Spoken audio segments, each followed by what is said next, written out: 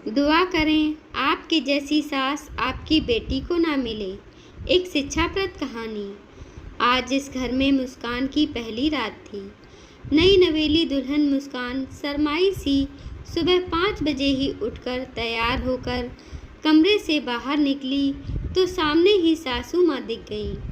मुस्कान उन्हें देखते ही झुककर पैर छूकर खड़ी हो गई और पूछा, माँ जी, जो नाश्ते में बनाना है बता दें, मैं बना देती हूँ। तब मुस्कान की सास बोली, अरे नहीं बहू, आज तेरा इस घर में पहला दिन है और इतनी सुबह सुबह क्यों जग गई बहू। वो तो हमारा ज़माना था जब सास से पहले बहुओं के जगने का रिवाज था। कल से आराम से जगना, जैसे मेरे लिए मेरी बेटी है वैसे तू है। मुस्कान तो बहुत खुश हुई कि सासू माँ तो बहुत अच्छी सोच रखती हैं।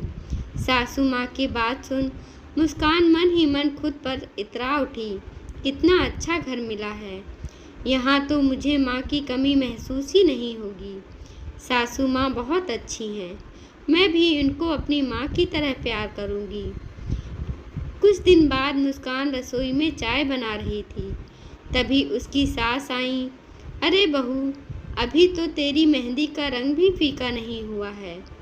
पहली रसोई हो गई ना, बस रस्म हो गई, इतना ही काफ़ी है।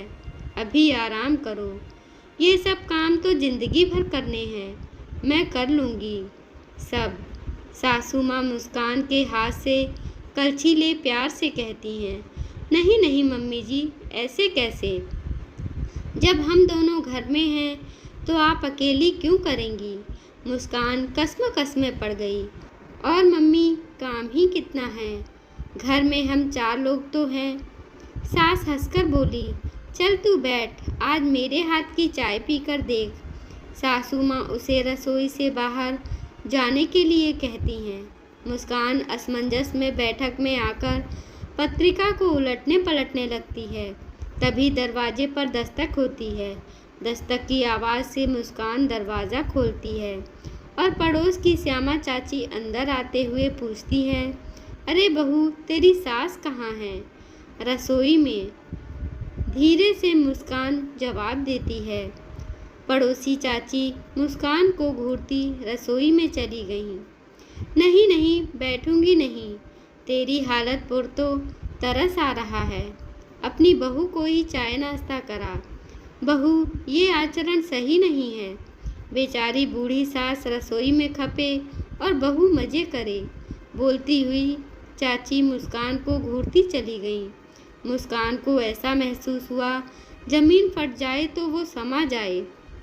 तब सास आ गई और बोली, छोड़ बहू, आग लगाने की तो इसकी पुरानी आदत है, मैं चाय लेकर आती हूँ।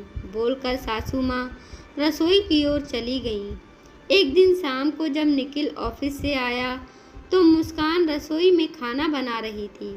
तब सासू माँ ने मुस्कान को आवाज़ दी और निखिल से बोली, जाओ तुम दोनों कहीं घूम आओ, नई नई शादी हुई है, 100 अरमान होते हैं हर लड़की के। जा मुस्कान, जल्दी से तैयार हो जा, बिल्कुल घर घुस्सू है ये लड़का, पत्नी को लेकर कहीं आता जाता नहीं, लड़कियों की कितनी चाहतें होती हैं, समझता ही नहीं।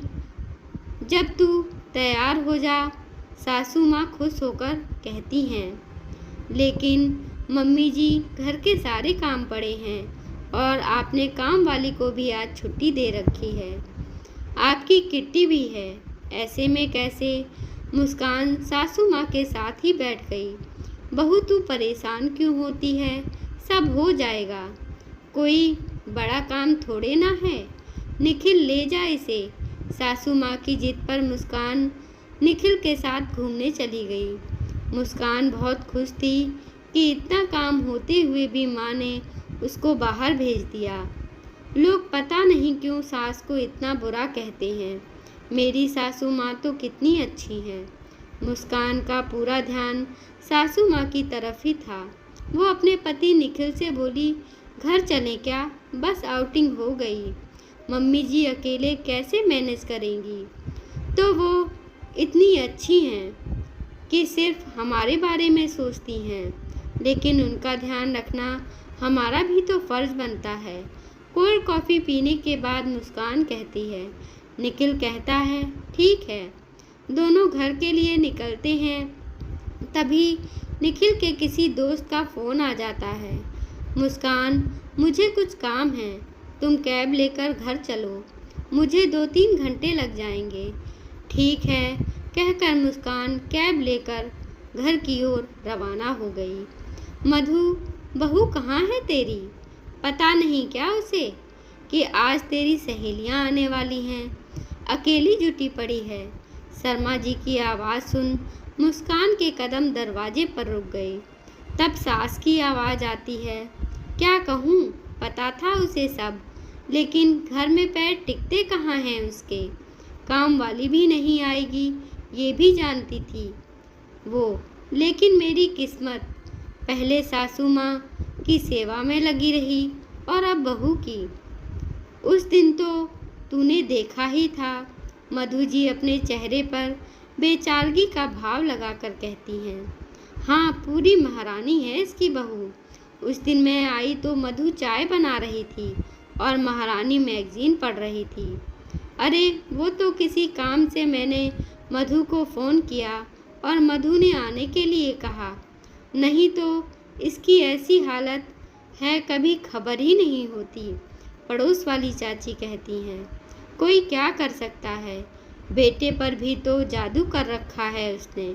निखिल भी जानता था कि आज तुम लोग आओगी, और पत्नी के कहने पर एक बार भी उसे एहसास नहीं हुआ कि उसकी माँ अकेले कैसे काम करेगी। पत्नी ने हुक्म किया, जोरू का गुलाम चल दिए। मेरी तो किस्मत ही फूटी है। तभी मुस्कान आती है और कहती है, बस मम्मी जी बस, मैंने आपका ये दोहरा चेहरा तो देखा ही नहीं था। मैं तो इसी गुमान में थी कि मुझे दूसरी माँ मिल गई। मैं तो सोचती थी सास तो इतनी अच्छी होती हैं, फिर क्यों लोग सास को बदनाम करते हैं। लेकिन आपका ये रूप देख मुझे समझ आ गया। मुझे क्या पता था कि आप अपनी बेचारगी दिखाने के लिए स्वीट बन रही हैं। कम से कम अपने बेटे को तो बख्श देती, जिसे आपके इन कर्मों का पता नहीं है। शुक्र है कि निखिल को कहीं जाना था और मैं अकेली आई। आपका ये रूप देखकर और बिन किए का लांछन सुन क्या गुजरती उन पर। आप तो आज अपने बेटे की नज़रों में गिर जाती। माँ जी, आपकी भी एक बेटी है। मैं दुआ करूँगी आपके जैसी सास उस मासूम को ना मिले। अब अपनी सहेलियों को मेरे कहे का अर्थ समझाइएगा। मेरी ज़रूरत लगे तो बेझिझक बुला लीजिएगा। बोलती हुई मुस्कान सब पर सरसरी निगाह डालते हुए अपने कमरे की ओर बढ़ गई। मुस्कान के यकीन, विश्वास और मान का आज खून हो गया था। वो तो बहुत खुश थी क्योंकि आज उसकी सास का असली चेहरा उसके सामने था। आज मुस्कान की सारी गलतफहमी दूर हो गई थी। धन्यवाद दोस्तों। आपको सास बहू की यह कहानी कैसी लगी कमेंट बॉक्स में ज़रूर कमेंट करके बताएं, और कृपया हमारे चैनल को लाइक करें, शेयर करें, सब्सक्राइब करें। धन्यवाद।